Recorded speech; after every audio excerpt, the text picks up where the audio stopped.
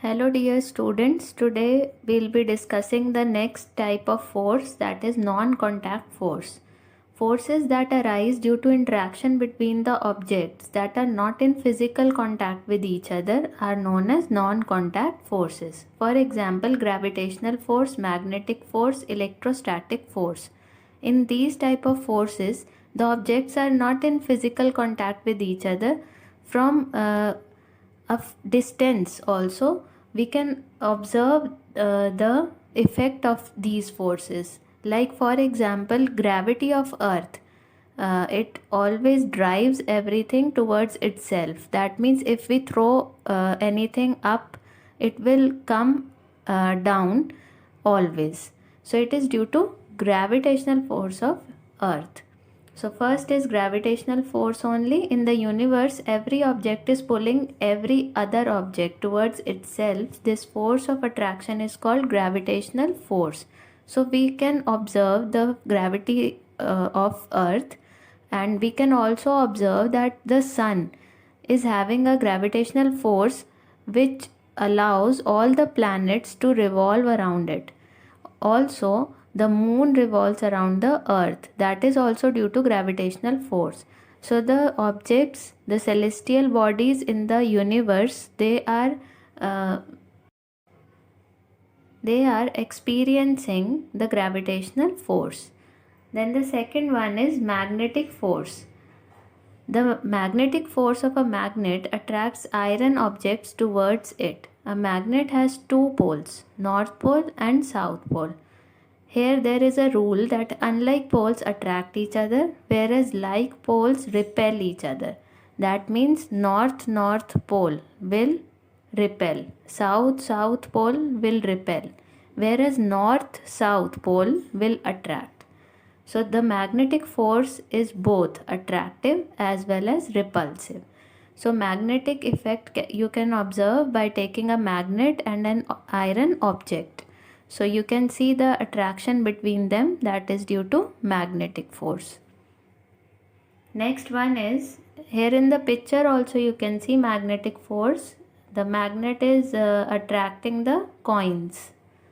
Then third one is electrostatic force. An electric charge develops on the surface of certain bodies when they are rubbed against each other. These charged bodies exert a force on other charged or uncharged body. This force is called electrostatic force. Opposite charges, that is unlike charges, plus and minus, they attract each other, whereas similar or like charges repel each other. That means positive will repel, negative will repel, whereas negative positive will attract. There are two types of charges, positive and negative. Example, a plastic ruler gets charged when it is rubbed through dry hair. This charged comb attracts small bits of paper which are uncharged. So when we rub the scale with the dry hair, it gets some charge, and due to that the scale is charged and the paper bits are uncharged, so scale will attract the paper bits. So here in the picture also you can see, all of you have done this experiment also, and you can do it at your home also. You can take some paper bits and you can rub the scale on your hair, and you can see this process, that is electrostatic force. Then the next one topic is action of two or more forces. Two or more forces acting on an object are said to be balanced forces if the net effect produced by all of them on an object is zero. These forces do not change the state of the body. That means if we are applying certain forces on a particular object, I am applying 5 Newton force from right hand side, and the other person is applying 5 Newton force from the left hand side. So right hand side and left hand side, both the forces are 5 Newton and in opposite direction. So they will cancel out each other, and as a result the object will not move. These type of forces are known as balanced forces. You can see these type of forces in tug of war also.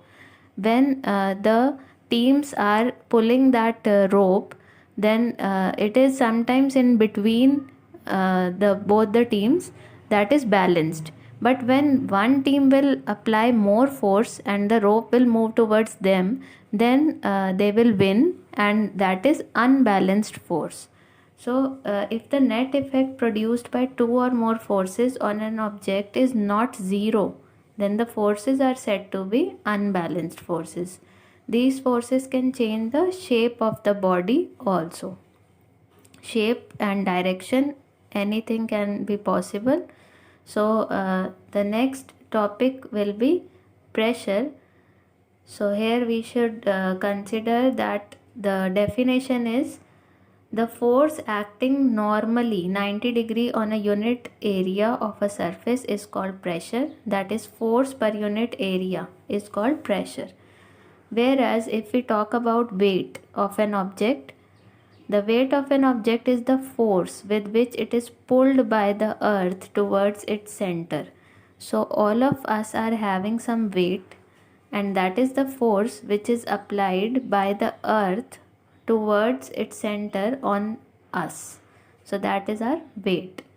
And pressure is that force acting normally 90 degree on a unit area of a surface is pressure, that is force per unit area. This is the formula which is used to calculate pressure.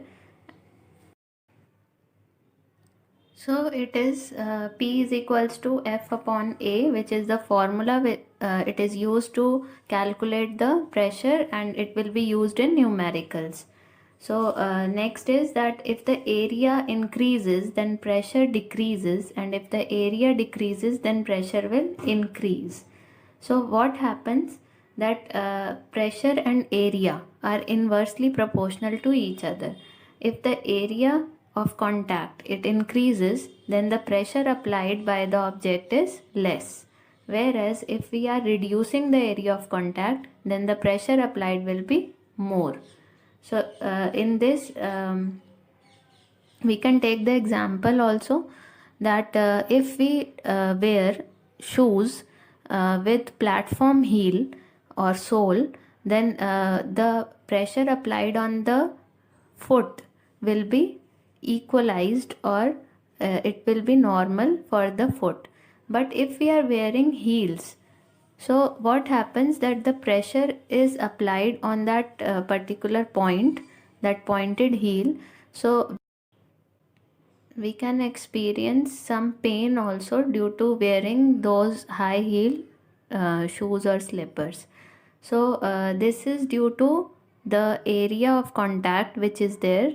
So when the whole sole was in the contact with the surface, then the force was less and the pressure was reduced. Whereas if we are decreasing the area of contact by wearing heels, then the pressure applied will be more. Then the SI unit of pressure is Pascal. It is denoted by P capital A small PA, named after French scientist Blaise Pascal. 1 Pascal is equals to 1 Newton per meter square. So the SI unit can be Newton per meter square also. Then thus when 1 Newton force acts perpendicular to the surface of unit area, then pressure is said to be 1 Pascal. This is the definition of 1 Pascal. When 1 Newton force acts perpendicular, that is 90 degree, to the surface of the unit area, then pressure will be 1 Pascal. Also there is one unit which is used, 1 bar. It is also for pressure. It is equal to 10 raised to the power 5 Pascal. 10 की power 5 या 1 के बाद आप 5 zeros लगाएंगे, and then Pascal, that is 1 bar pressure. So these are the units. Bigger unit is 1 bar, smaller unit and the SI unit is Pascal.